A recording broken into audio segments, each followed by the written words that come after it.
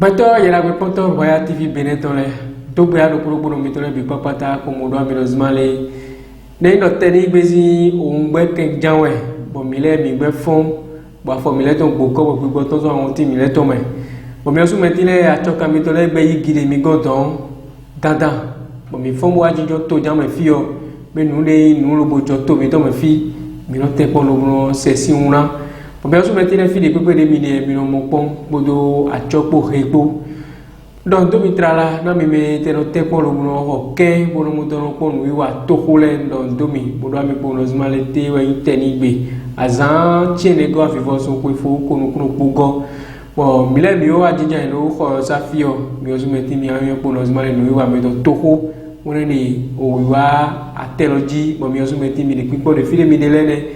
Be di loko no ake wero no kon a di podo asongba je tegbe ton po do to ko mo yo do na melo po iwezo lo mi no jan gro do ri khosa fio me la ko asongba kuma gbo Leopold mo no yo inko do ya ne ati mo plani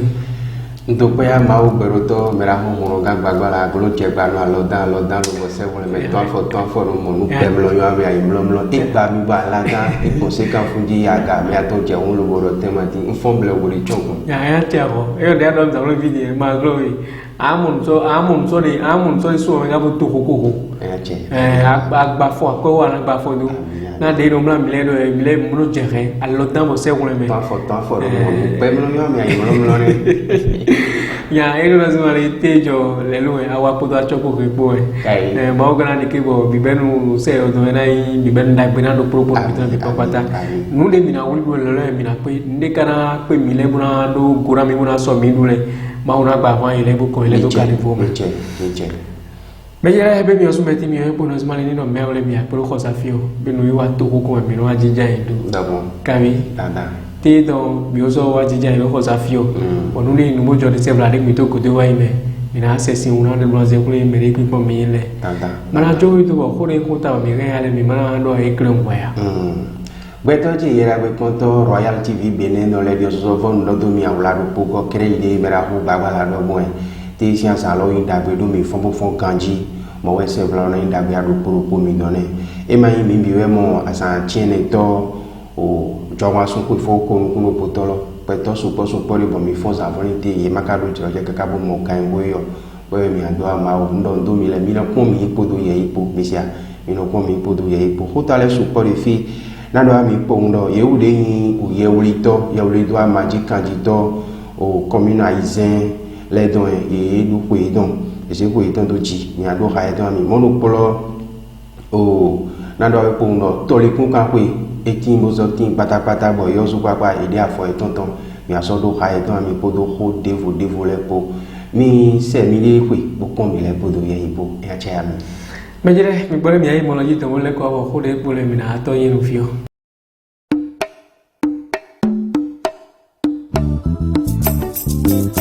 ndo be agbeto yera be poto Royal TV Benetole bi mlemle diri akewaji kuwaji mi me kono po mi podo ye ipo de Beneto we fi poto godo pole ndo be abi po mo ra mi zmale mi ne kudo avivo sun bo ka te po mo ri bo a yo pole ni awure pe kora ye e mi amoto wo dure o jowa yoji bra ko azun gbo kuma gbo ti ko mi asin to nu wa te tonji mi na to gbe na ime lo bo no kudo na o mra fo kosu iyansa achaka fun le microtier do cheito so de wa ye e wa to go de vacon to bloglo tele ya nyumle mezi afo do ko te flen kiki wa se bo lelo lelo ne ro aja iro ji amoro zmale de be khuzo de fo mi so don do me di ma pe wo obo isole mi mai ya mo izi afo mi do tele do ya ga wo ano ble de yo mo no di kuno no lelo we no de jo so e ja un de ya beto de wa ile ji flen sole yesu polu go kege boneno mi a beto me bi osi nko wo na jiro mi afio kaga bo nwake o revu kana do ke nwake ketra mi na to pe na pataki me de beto tingbeju o no wi wa siza ko si ko to bronze to jile pataki mare na siza ko to bra ko yagba ren akari ye orori yo sumetize afo to lo bo bo ayi lo ji so e vivina o cabo bubu o agore tei agor de tei do ma cheche me holu mara ko wozu ewa iloji sinyo zu me tin wa iloji so bo nu de jo flen ne na gbedo bunado le lo na go to do anu me mele lo du ko e ma wedo ya kana me mira ko lo bunado bina me wale bi papata do ile kuche do me godo ni no me godo ma woro no yo su godo ko su mo nu mile to me fi pro mine do ndo mino zimale mine kuche na do mi se velo fudo mino labo yiro mi to kodo mi po mi wa ko lo me je fun bo je kan bo kama se ko ma ka to se mi o su metire mi ka so iko mi to gbele jijo wo do ma o gbodo to mi na do ko gigona do ko le no na je mi o su metinji ne mi pon kodo kre mi na mo mi ni kodo afon kodo sapo don do me ko mi lo bo afle bi bo mu do mi pon lozmale bi e mai akko mi na se boro do to mi na awati je de vole na wa mi na mi le kodo tata mariage pour de vole po era te ami ya o mi mana de to ko ta la ji bana flo kan na beto de me bu ko mi la beto ji yera gbe ponto Royal TV Benin dans les RTA mi le mi ko che do mi le pe popodo ye ipo na bezo ajonji bando aminosima yehude alonu so ato holuto beto de gbero wa so to ho de commune ne obuto la o dans les ajon agege bonu podo tambopo yedu pepe no eton eneto alonu so wi wa don de ajon sin kalome mi ton fami ton podo ye mo mi ton bo se ko e bo wile yele po ko le po ami me de wile ye mo ko don mi lewe America a so ba podo eriko kuchiko po mi pon ye mo ko ton le khemi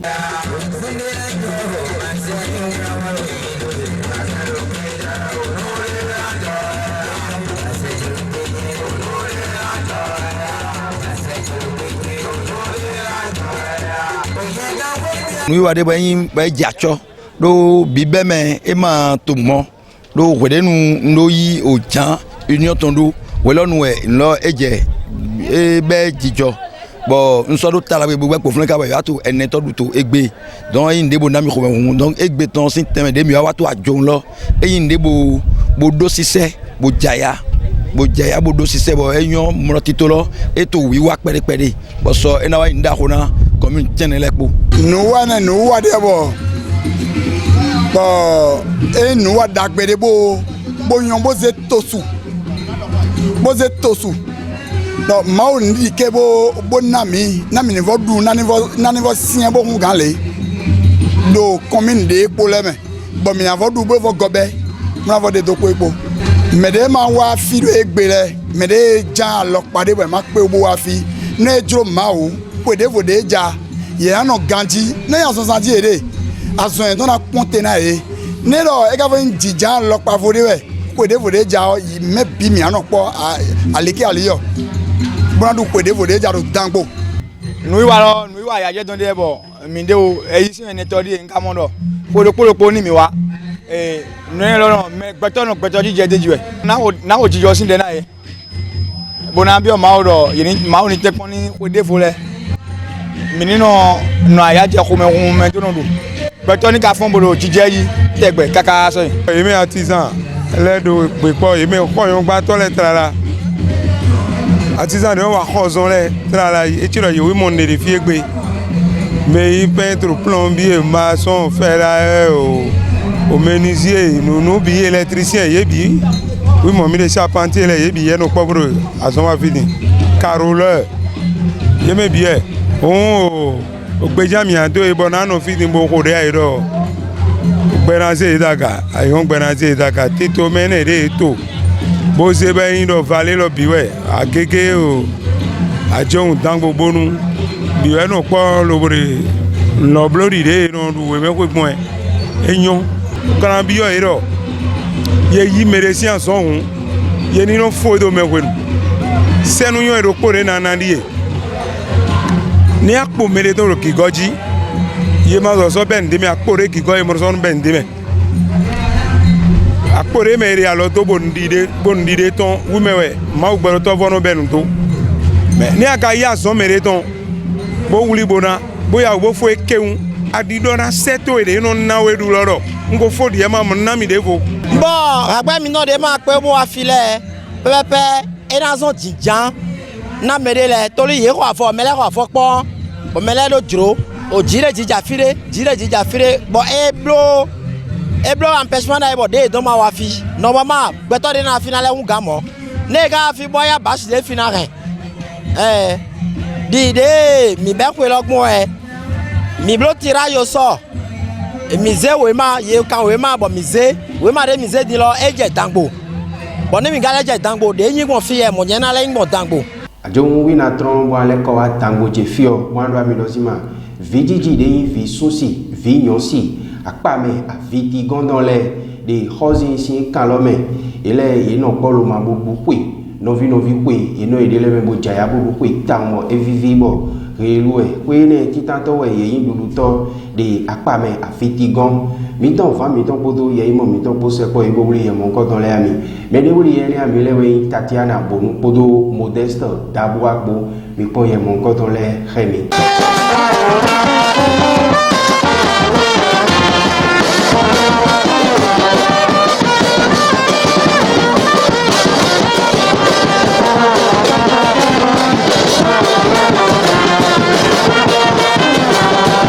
avidi kan vi sunu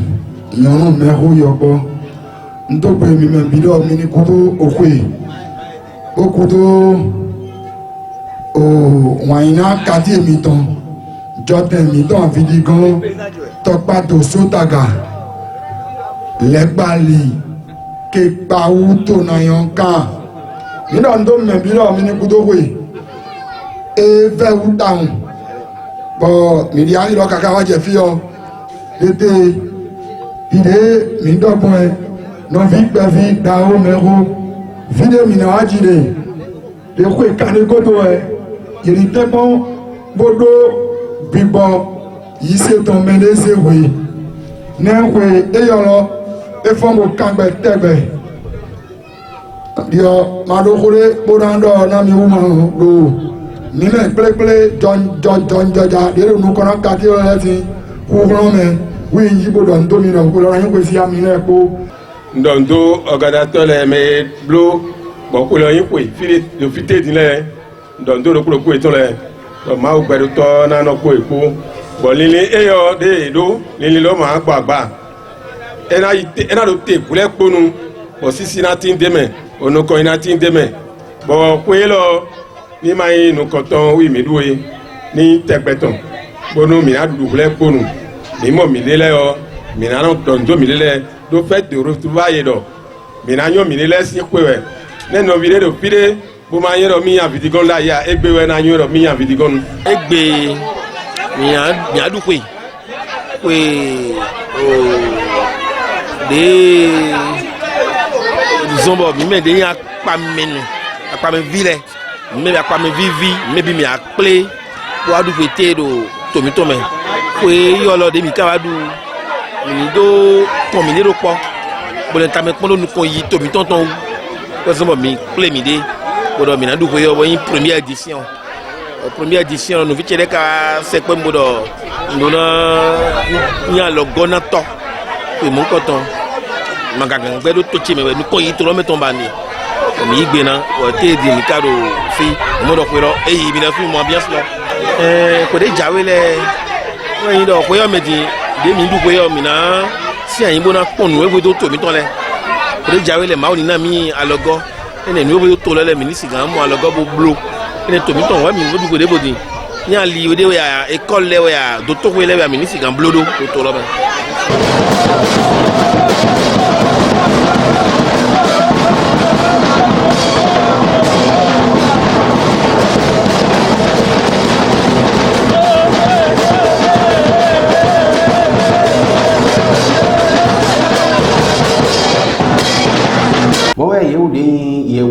Yewrito Kanji à Majito, mido photographe commune à Izele, commune à Jaraton, Miserete, Dambo Bonu, à John Bodo, à Franck Poupo, et nous nous étions titan, podije, et donc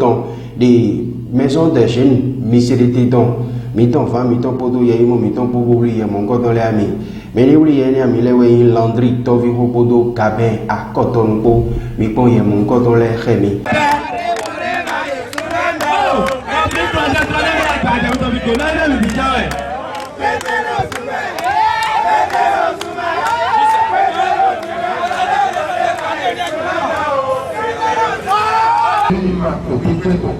association náà ló wẹ́ ìrìnàjò àjẹjì iná bíyà yìí àrò fílẹ̀ wẹ̀ lọ sí èdè ìbò lórí yọ ọ̀nà náà ti yọ lùkúrúkú nítọ́lẹ̀ ọ̀wá tó président et tó sàṣàfò náà ló wà èyí sí kọ́lé tọ́lá ní sìnkàdó yìí ó kọ́ ọ̀ma wọn náà gbọ́ àlọ́ rẹ̀. ó susu máa ń fún ndé pépé dé mi ṣe wọ̀nyí wọ̀nyí dà kúrò ẹ̀ ń dọ̀ wọ̀nyí dé kọ́ ẹ̀ náà inú pọ̀ sùwẹ́ ká di kébọ̀ wọ̀nyí náà náà ikọ̀ àkọ́kọ̀ náà kúrò.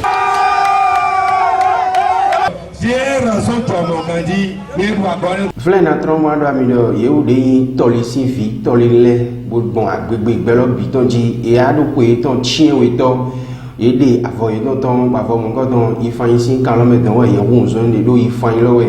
yena ɖo ko mu kɔtɔn de pataki tsa ɖa bɛ na ena siɛ gbe tite gbe ye wu zɔn avɔ mu kɔtɔn nu mi tɔn ye yi mɔ mi tɔn poto va mi tɔn ko sɛkpɔ ye gbogbo yɛlɛ ami mɛ de wuli yɛ mɔ kɔtɔn lɛ wɛ dafo sɔ sɛda gba de poto Grégoire Ngwejigbo mi pɔn yɛmɔ nkɔtɔn lɛ xɛmi. Lódàmádá yàgò gɔyitɔ misi te si kame eyɔ mi ba yi titome de kpome kpo mo yɔ me ganbɔ do gango yi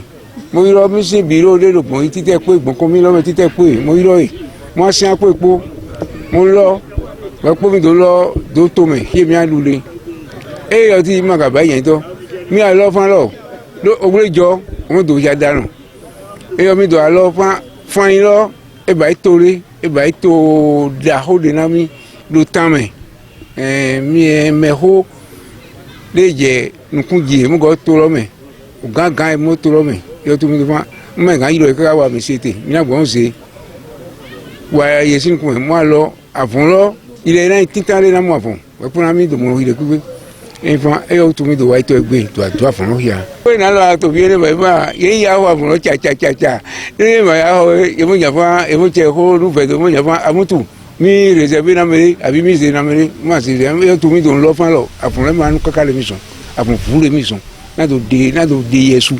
na fu ro ni mo fa lo mi gbe se fu re ku ro do ati mi fa era gbo mi go na fu re wa yan tin ta mo gbo mi go awe to ye to mi do ba yen to ye to mi bi o fa yin si me fa ni go ja flare yìí tẹ̀ kún mo kọ́ àfọ̀rọ̀ tíatíatíatíà ẹni ọ náà mo tẹ àzán lọ mí lé àzán hógò lómìnira lọ hóra mo kàn àzán hóse ẹ̀ hóńgó rẹ̀ ló ń lo bí ọ̀ndé mi ọ ẹ̀ jùlọ àbàlẹ̀ náà fúlẹ̀ àmọ́ mí náà mo mẹ hóye fọyín tó mí náà mo yè mo tó kó èkó yè mo kún lè báyìí náà mi náà kúrẹ́ tó yin mi báyìí. ó sì lè jẹ́ ta kún afọkọ́ wá sí dọ́mọ́tò yín ọ̀nà báyìí ń dènà mẹ́ báyìí ló jíjí lọ́jì ẹ̀ yọ tó bí ẹ̀ tó ṣe àfọ̀n mítàn dó àpòfọ̀ tó ń kún àwẹ̀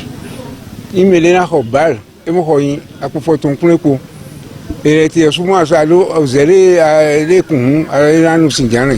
yɔ tó mi do jàpá mele xɔ yin akpɔfɔ tó ŋkúlẹ̀ kpo emo tẹ akpɔfɔ tó ŋkúlẹ̀ kpo ele mu tó mi ka jɛn tɔ ne bɛ fɔ sáyɛ mɛ gbɔn mi bɛ kpe lɔ ni akpɔfɔ tó ŋkúlẹ̀ kpo jàmi do sa do bal lɔ musa diɔ yɛsue musa ŋɔɛ musa yin akpɔfɔ tó ŋkúlẹ̀ mu ma jɔn do kɔ yi ma jɔn de kpo eyɔ tó bilemɛ gã de dzi bilemɛ gã o de kpo eyɔ ti yɔ mi gɔ yi si ekele de kàn mo fa lɔ o sɛnɛ ahɔ do ye lóbi ẹ ti dókòwò gbẹ̀kú ẹ máa gán pa mí yóò tún mi do mọ mẹ kó mo ìgbìyànjú fún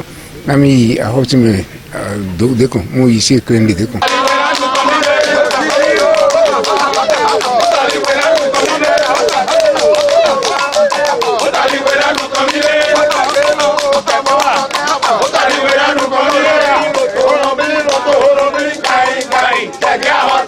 gbẹdọdzi lẹ o naɖo ami ƒo ŋdɔ filɛ wɛ na nɔtɛlu wa ɖɔ si ma ko ɖe yin xobo gɔna lɛ mi de to dzi pɔn mi lɛ po de yɛ po ne mi ni titɛ o na mi eya tse ami mi ko tse. wọlé n'a jẹrà o mìíràn ko azɔngbɔ kuma gbɔ ko avɔ tɛzɔ mi atan ɖo kpɔ wɛ ɖo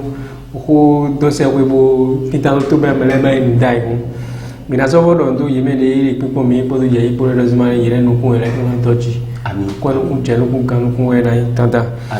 bɛ mɛtɛrɛ ko kɛrɛ ne kan ne miɛ zumɛ timi mamuna zuma le to de bɛ mi ne yɛ ne nɔ tofa o tofi no gbɔdze ya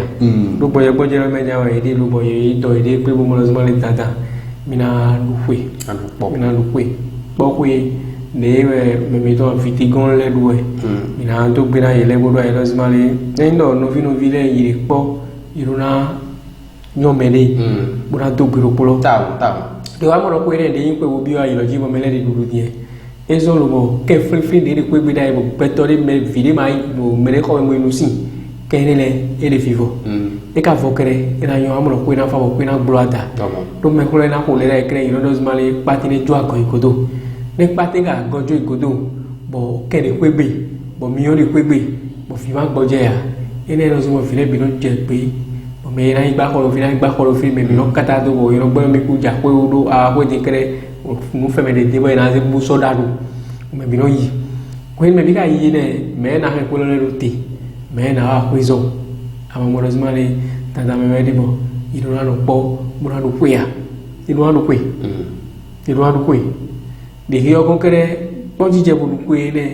alo pate jiwe yo ka modu newe amorozmale izo no bo bu kwe ne mi jije yin po mo da lesin alo mi nu aha bo ko nu jogi bo tron fle bo yi ya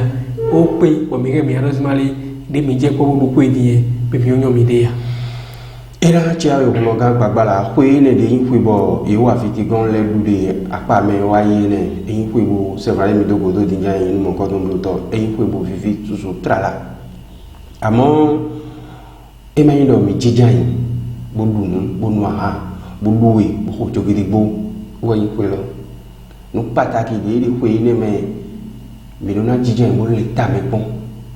do me bi wa khenu de me nya yo su jole mi ajija mo le ta me bon ki tengbe no sima ne khenu mi to kana blo bon bona khenu bona do mu ko yi de nu le bi patapata si apa pe bo fi de khenu le na do mu ko yi de mi do mo te do sima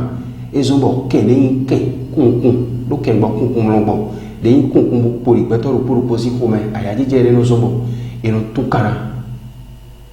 bo ke le bi no fo ene di fife me taw do ni ko di pe bo ke ni pe lo gbe video pe lo so pe me lo do nu ko yi de no iwa eno le me e mo le do ne a ko le ko e ma yi nduru jo po do aka ko mi o ndu dai bo ya kan dai ene lo we ni pataki ayin ji jo de do ra kin bo ina o ji jan yin ne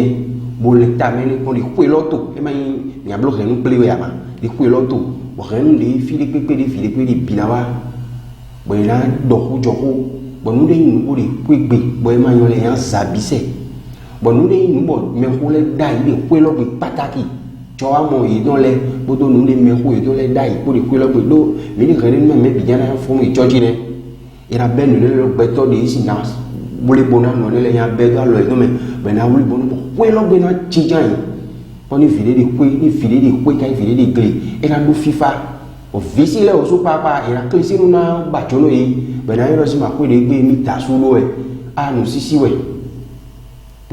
ene we na no fife titengbe pataki bo ira se bo dai do ko ni osun so bo yi mo mede ale oji osun bo do de pe ko ran ka yi mo mede ale oji bo da en lu ko lo le edipo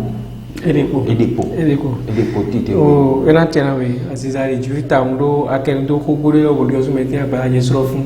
ne no zmale ko du ne le ya so te pon jijan nu bo to ni de do ko me fi bro le ta me pon do ko le o amoro ni na de po ta we ma te na yi gbon o kunkun wa lo no vino vita ide le jan ji e ma ile le kere amoro pe to do ko le te de renu yi ko de we jiwe ne de yi de aliji bo ado wa lo gble alors de nous maka ndé ma zo wala de biwa me yozu meti reble ade ma renu lo bi lo le jadi do be renu ko yan se wo yoro wina ne de ka jijan yi bo ye ja pe mo ko do be yoro jijan mo le ta me bo don vile bizan yi hawaji bo lo mi de yi hu mi te pombo de afo dagbe e mi bi o me ku ye no de kun wa mi do ko ye kun de ami renu lo bi de kun na ya ka ko tegbe mi ka tron renu te yi mi ami seto mi sime wele no besu wele no kere mi de hello se do jine vide yi vilo bo vi wa bo vi wi wa to vide yi vi bo nu de ye mu wa bo se gbere vi bo ko de wa vide nu ka je ya de kanu ko so ye ya de so awo no so ko peto de ti bo yo yi lo ye gbo no li o kanu ko eto iro ba ko pe vide ko vo ko lo bo no se do ai bono kan la ko bono do we ma bi bono li o ko na do ye ma ise yi ko yin la kan de lo bo ise to ye wu to amon jende do me ganya do revire ile bo walo to mayo neto ya bo peto alo pade ko in kan from yo million de do de maja ndelezi ko yiro gbe baro mele million su po e vide de ali mon ko to le die il est réuni et tout bien réglé bon les béton il a timati vivo lobo on pas tant de pour les bi pour les pour les bi fanta mais quoi mon côté quoi je quoi bon elle les bi pas tant que non les tames pour toi il mon côté alors mon côté les dit bon beaucoup mon côté mais quand il ne te pas mon jijain ne ma yin dulu quoi oui ne ma ya hanu quoi kerewi ne tames les causes quoi vide doit les dire quoi oh mi donc pour di bolosima mais il est bon il no toli réuni et aussi wale ou tout cahi timati bible di réuni ko boni beto ka lenta me ku pondo ni ko jam ya di oboka fon réuni lo do chi bon ni no blé de réuni lo mele yi trado elle a compté de mayon elle a compté were nu ko mo je mere gbe ka do ati nu ko mo je mere gbe na ati dai ko woni ayi fi wa mi ka ko irondo ba me jiwe renda ple yang blau bundu aga jauh ke yang do ba chi bu ko ri bo yim lo wa bo amote di yimo zono do to renu ko mero ko do ko ta gong bo mero ko ba na ko vi to na wili hiro ko mewe no ko ji fi amoto ro ko vi abi do na ro vi ko go chinde wa rena di jan ba ro vi o fi aba wa rezo mi mo so fe ne fi ko we fi ta ko ba rezo mo je fe so ndi menu wa ko we mo ya do ba je to mo yuzo asizo e ma so amlo amone hiro ko ma ke ko asi ko mi no ko be mo do wene no kare aso do ti asi do do ti no ko mo je mere mo ti vi le na bre jan wa tata o do ko ka so ri bona so do na mi u khen le do sima nei mi ja ko lo rugbe bo mi jo lo ko nya mi lo jo mi khen le mi fi khen lo to le lo jo ko ide afiti kom lo mo ni ko e jo de nei blo kaka i khen lo do yin no so ya do yin ene ko iton gbe jan kana blo ko iton gbe yan blo no ne le na do yin bra wa de gan ne kere beso yin o khenu khosa fili no blo o khenu kledi ne ko mo ko mo ma fra i khen na blo bo ne ne ka ko da i khen na jira do alo nu ne nu me se mi to me ko le jodu e ne de ba ko ta ho de filia a ho ko de filia i no blo ne le do ni no yo ko le i no blo ne le do bo ko iso jija mi ro a o ya so te ko ro wa do no vi mi bo mi de pe aso te ko no wa ya dio toto e dio a o me di o mécanicien we toto ko yin bo ne ka am lo mo no vi mi do de la so le jele a o no vi e fi bu ri a so ni ko to ka na i ko to bo a so de ni mo ino yo a lo ko no toto ko mi no yo smali no toto bi ro no toto ko mi no gbe bo me ma ja to gbe Bonasi zero filivo. Ne me de kula gbe mu toto bo lo ma mai ka di kre bo mi ka do me de vo kwel lo bo e didi alo no awi o nya wa i no video to go ita do re to go bo yi mu yo ji bo de fosumeti wa de dio bo de tito na mi amo le ni mo le ko no fa bo ko no confile o me no mo aso e do o ko lu mo ngodo ya o de pele bidona wa kuta no ya file ve bidona wa bo ye me de me bo le tole ya play voduko ya mo voduko do yi ma kwe be jere ne ko do ko ya no yo ma ni ko do ko yo kere mi ai voduko nya wa bo nu de nu bo inu ku ji ku bo yo waru nu glore binaton amone ni aros male ye yi kwe kere o meno daru to ye yi kwe kere o bo no do amere to ko meno ko mi na ho ji be malheureusement male o fi volo na wa ti lo kan ga nu de mo mi de ku ja mo mi ade tegbe de was male ko ide aga ho chi gbe ya awai kuru gbe ya ba fite ga na ni ko lo je ga na se wa di ma de so wa ko yo so ba de ba ko yo to me adu yo to me kere me su le je ga na de ya to le je ga na no ko lo a amo file we o mblo wa so de ko do mra o re bore o muyo ible mission wa se tan ko mra o bore muyo we o ne ga vegan muyo do vegan muyo we de o ta o ne yo lo khasiro die o gbeso so ma je si kenu me we vegan eto bonde khodo ko ka wa ja pare we bu ka be ro peto supo ti me ro ho je pe mo si male o mele da si de ko pe do mina gbo ro nwe do yi mo blo mo ne ade ko de pe bo me le ase da o ro ko su da se ga bu no eme ne bu ro ko wa bu no be fle aka ko je pe ya aka no kaka jan kere ne ma go gbe ti ya ku do ga ko pe ja wo so mi ado ai ko no si male mi te ko ne yi ko mo ko le ti o ai je jo le tabe neno tin de me ena mo to zo no ko yi era tin de gele be be mi na to na mo da rozmale yire yire ku che to ku bura do ndo yi me de to le ku ka mele mo da rozmale nu de se ku de yo nu se ku da bo ye na yi bo ira do ku lo aliki aliyo do amo rozmale yire ni le do fi de to le do kundu bi lo fi de we ko no ple do be ro to li nu toli kenu nebile de fi e be bero do toli be de fi lo ila je fle yonu ko e ga do ko fle ke ya jonde ko be do fle nyawa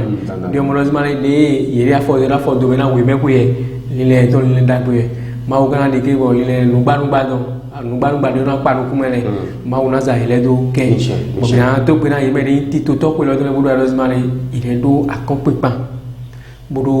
o kweso keme na do Jesus no to vi Yesu ye do bare ye to ataro no kumele evi wo ikwero sati ye kwero sati ji e dia wo fie samule chobo so fo do na ajoto de la pa lo ti o de so se samule eso dona toto de akpa de rosemary eso di dona ye me de do ato de rosemary ma rosemary ne so kwe ke do imanyo ni de blu de ye ni ana inti toto ana inu konto alopa mo kono ya dona no ado ai meseto lo de ki to re obedi amlo de me aye diama de na blo mo fi ali ma ile yan de ali mo fi lo de fi de na to asava gbole yan pon fi na kwa gbole ye na de blo to vi de ka lo yin me blo kan blo re ye me de pepe ma wo de nu ka ga ye de azane gbe na wa mo ile na idon buna jaga do go we blo fi bunu kunenu ka ina rosemary afode sala yudo afokwe bi iteka so afove kweso lieji iteka so be yi bla afo yoji ine yire yino ano de ka blo ka afo yan afo yimana yimno nywe fide gbo ka bo ikwa no fi yimno nywe yimno ka ne jobio nu yire yino awula remble to le kun ka mele don do mi moto gbera onu koto ko yo to le bi papa ta bodo mi pono rosemary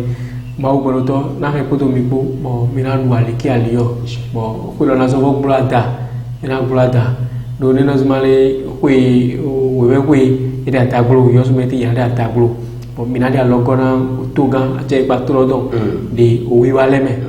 do yile do ache ba no blum bidai amoni ko le ka wadi amoni nazmale de letibo o ache ba de blozo kere ilo blogo to bile ilo fu be frère minatron buna do bena yimeni yawli ko kanyi aswa tole iru ko nous comptons de achong o misérité oui eduri maison national ay on ta ko yo pour le do flo e wo ko ayo ko da ko du jon we de mi do dai bo zo male ja ko do gbe mo yere jije bo le ta me bon yo zo me ti je ga jije bo le ta me bon to aso e do lo wa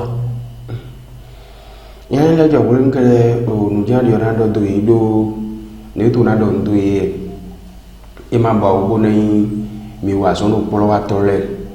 mi ate tomini le pli o su gwedai do ne to so mi ate tomini le pli gwedai la wen lo sima o me de ma o ya so me de do a me na o me de do me de la o me de do alo ya la so video tro me de go ma wa chi me de do o me de go de so ya la ba to ya la de me lo wen lo sima ni me lo te so ja so ni me lo de ma ja ko pe yi ni apo ya so no ga no e ga ya ko lo mo ya kwa ton wa ro bo so wa me de lo bo ken gbe bara bara so ye ya ken gbe bara te ne yo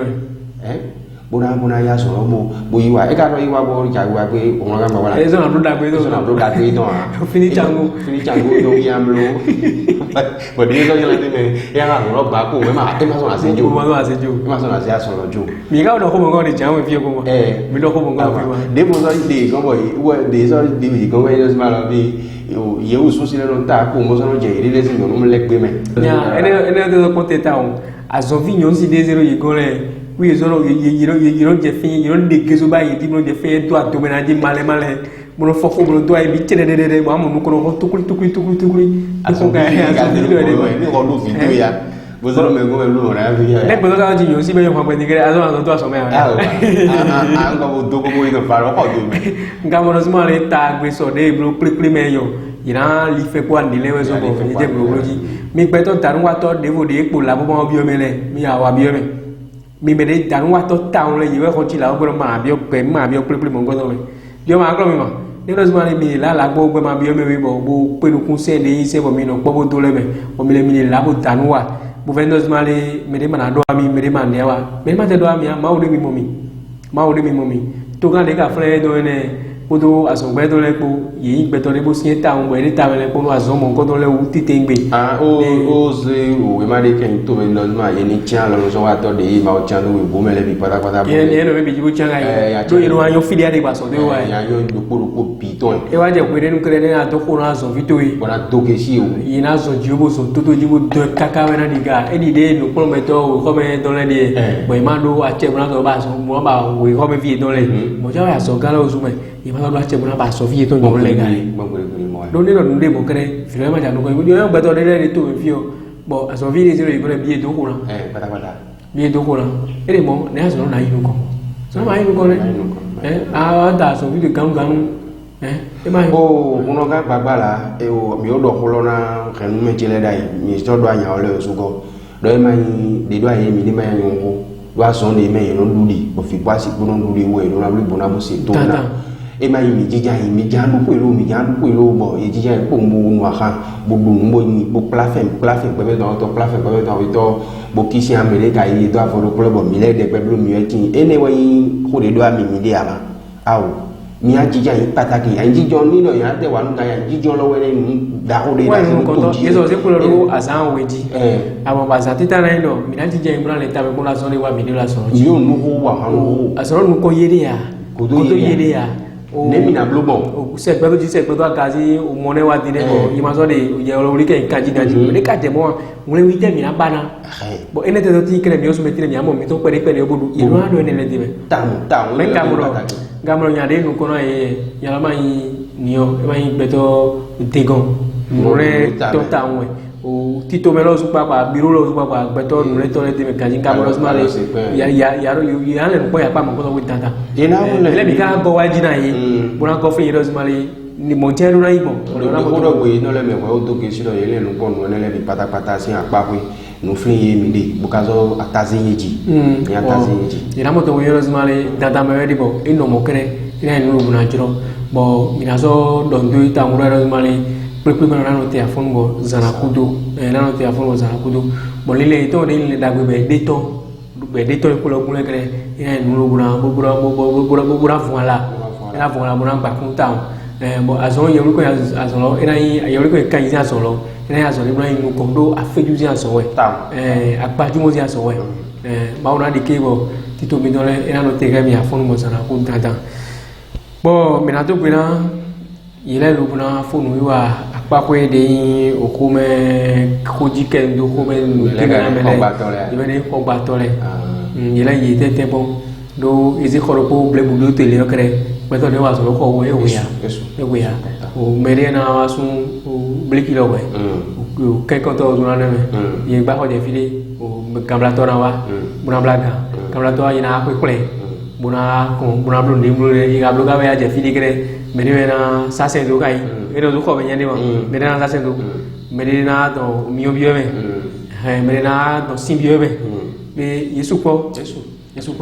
il a été pour le bout de replay de Wabuto là bi papa ta mo lozmal tata mi osme timino na do groplo de proplo ti to ta leji njon we tam titengbe bo yo osme tire irona kono me ublu ile mo ko to le me ublu ti to mo ko buri nu ko ile jire pondo me le bo mai pondo beto de ublu bo jaile do ni aja ko ibe me de nu ko yi u kan ke wi ana pon mo na ko ti to de ka ble bo nu ko yi me le wi ko do amone do fa funu be odo amulos male fambuno mina wulu beta mi don me yole kere dio do doi urora women nobu women joro bua na women ai ga doi taka be mi toro ino la so wa cheche de ga wono si se no godo bo yele te polo ma bo ze ire ino no mo ne ti to de Israel yo kere ile te polo me bi papa ta le biyo me me bi de biyo me do ino do zmale imno zin de fio bero ino ko ma mo na dike bo yedo yo ina imo yedo na ino ko e ga ino ko kre walo de ti be na depo mahire ba mo kunya dino de o ina ino ko kre walo de ti bo mi a depo mi o hozo wa tole ene to wi duidi ene go dia ene to wi duidi didi bra o mo ga gbagba la do boy beto bu pori mi gomo e ma o demele mi ton se po e do bibele o so do si ma donc mese o ka edona chili mese tono mi to se po e bo to e mi walo de mi si bo yin walo bo mi no ya so pe mi no don pataki mi kho gba tole mi di walo ene lepo walo de ka so de mi si bo no si aso ami bo mi mana wuri bona mo wa so lo mi me don do gade me je bo melo na mo aso lo bo yido bo mi no yisi to mo lo isa don bo lo je hun ta pe ji gbon wo me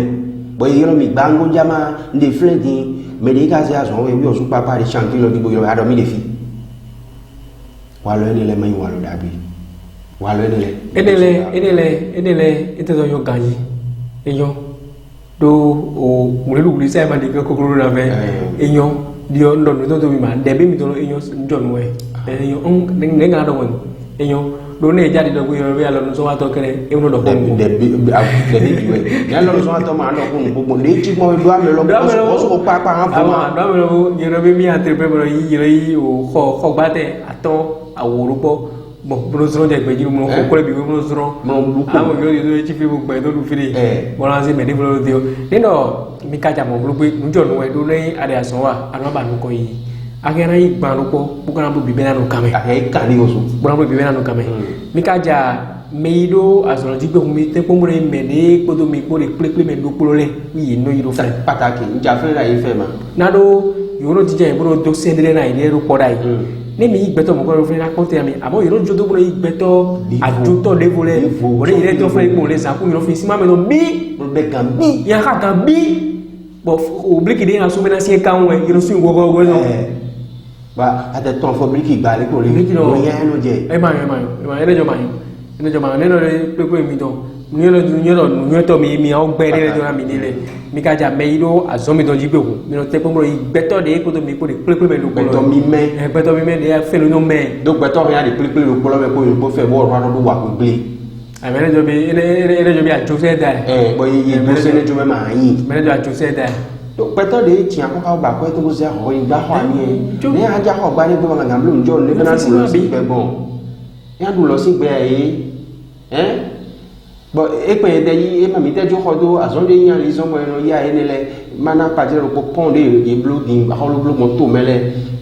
yo de ya zo le ami le we no di kwelo kwa kai ne fe le jo ro yibo no e bo to ba wala di to ga ho ya di to ho sin apa we mi amo kan bo mi ate pon bo pa ni lo pe mi wa so ro poro fe mi yo de no blo pon de gbon aliji le ye blog ba ko le si ago to bi no bo ba e ko pon da ho de yin o ne do jo ndo de ko de zi ne do ago polo di kre ne abi itro amoro video se fle eso de da ya o ne yo fioro o ti fle pon ne o se do vous le fle ne ake moto di bo je fle amoro ya je te po e blo to pere le o se ali vitro o se ali o se ala ere yo to se ale mi tamu ye me so mi no da on ye mi do ari ko menere de ko lo de aso to ye me do le wi uro be me de ya so da ro le ka do le yero patana wa de patana ina je me bro ye so gali ko le se de je me ya fo ka no kuma gali lo we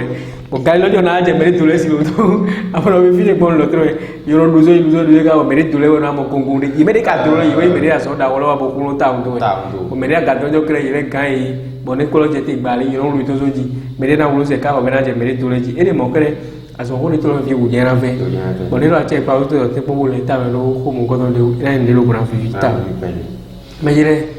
mi va no mi di trante do kre mi na se bo lo fre na ko me ti me na me ko do mi ko no smali nuri nuru bojori to mi no viole kere isu po mi si mo mi ga mo los male kamezo mi lowa mo zo mi se si una kongu ne o si se do mi era ti ami mi kudo yera be pupo le mi tro pare we kere mi na di bla wa do to peto alo pade le lo bona jetezon kami to no fio pata ki yeme de yan lo nu zo wa to alo pade le mi na to bena yi ti tengbe do alo zo wa to me ne ise aso na to jade wa di le fa fun su po me bo le di akhi me ma ko ro polo ni amo jojo jade wa di fa fun su po tran de me ponya de to afọ mi wa yene afọ de ato afọ ilo lo manyo goblulu ezo glo ba joto mole azi aso ijo amele nyale mi o khode me mi de mi o de mi no tablo no nu fio iro lo yawa pon mi o ade mi o mozi azewa so blai si awiri no goto azi mi o mozi azewa mi lo mi gano tablo azewa jojo jakai aso le ga mo yo mi kre mi ado ri buna be ero glo peto de ka ti de mebo ile yemulo zimale aso nuwe belo wimi bon firo bla do bena yeme de yin pataki o nuwa o kwento me ko ton le wa kwento me ko ton le fan club kwento me ko mi do bena mi le titi ndo ra mi no mi ne kuche do se bla de wa yime ye jokwe da ho arin ha o be asedu e be sedu bla zimale ko de yin ko bo yin ra tv do lo yin na blo jaw tata ko ne kere yi ko o pa no ko de na no ko lo tai o be sedu bo yi ko yo ko de mi fini pa ko yuko nebi ni kwa de yuko bi Hoba ni agba Royal TV na yuko ene jo fan club wento me ko blene bo mi don to mi town bo to bena maren mara o anoi parti do mera gbe ko to yeme de me lo bukai aso agbe mi don bukari wento me ko nule mera ko si je fe Leona so ba bo to bena holu se pe do ngodo no yan ba holu daw gongo no wilo sali jere o su kaka no ero do wa daw do kwali ni o mi yo se do bara wa awon si pe awon day no ato ajo bina to bina ano to si no we yonu de no no evento hosi daw gongo flen no ma ena tena mi titoli mi lo tole mi osu mete mi monti mi ku pe to na mi se do don o bina don do to ko si melo suka pour la semana yere ku che do yo su mete yere ya un mo ko de tron ne ka tron ma o to na de ke bo ti tron do era in tron buna tron taw bo tron do su ne juro ma o to mi haze quando me Davi nem mais mi le to ko bello bi ko mi le dia o mi don do peto tro da pe no le de o de biblo le mi don do brigadier so imbe era tia mi ku jema mi ku na o bu don do presidente o pelo mo Gilbert o organisateur do poeri to ku me era tia era to pe na sansa je mera o sabi ela tinha no grupo mi to bina president me de ko yimbe ko la bi ko ta mi don zo me bi ura mi ko lazima mi ne kuche fili we mina bazo lo bunazo alo fili mi bi bazo mo zejrole ma o bro to na ke bo kala na no te afon bo sana ku gumi to kala no te pe to tera pe no wena yimi bu kala ko to mi do bi papa ta to be jere be no iwa mi to te to kre ena zo humo e mara humo o won na papa la na fe o lazima chubo mi ajete so molo di finando ndo peto dagbedele bo ino fli toko bonolozima mina alichi ndo president donné asizale bi pata don et di PK10 don boblu we mesi vidiji bon vidiji we eno akosa boyon shonas president pare we na asizale bo president donné petaro pour faire tovino vi bo president donné no eno zima ma jomi dodo asization wa mi o so papa ni défi mon président donné we mele dans les chongvi si kalome don président chongvi dans do akhisine don poissonnier dans les chongvi kamele bidon dans do peto bongo mon contre do il est meribo il no pomi we le bi pata il ma buka gidi e maka so ro ma gidi we ka wa no pole nojo ma o roi cheton ajala no kweso o bagidi sedo o karavi petit porto akodo si wodo nene alors quand via quelli io to be dire po mi titi mi do io su tra la bolo peto dire abe okutale ma so mo io su papa ma o remu awon se don le bi patapata se do ajo si kan lo me don pataki mera ho si jere awon se Louis don do se do jefa miki si follow me ma mama sena asie no we mo ma so na jino fimi no hotel oui et des fan club tout comme oui so metti no mi ja mi fe e do pataki ki olojo ni mi bo le no via ngala mi no ngala le ko ya no ko ai ya no se guys e ga to e do mi agba fo do bo ko e bo ya lawo ga me di uri afo gbo le ne bo mi ne ma bo ni ko ne bo me ole e do mi wa ho jo tra no mi ja e do ko to le su tra la do ni ku che do aso e don bokate bo ni fifli don fifli dagbe mi de fina ina le pepede do hundo don na mi le kokoro ko di podo babula wo mi de fiam era tena mi no mi le to le gba mi no sete mi de fina mi ko re punde mi wa mi na mo mi de fible o tonku to be ado proprio mi te wo mi no wa mi no to ko te do mi na se bolo fle mo wa mi lazima le e je teni be de ja mi para pre de boko me le motivo e sa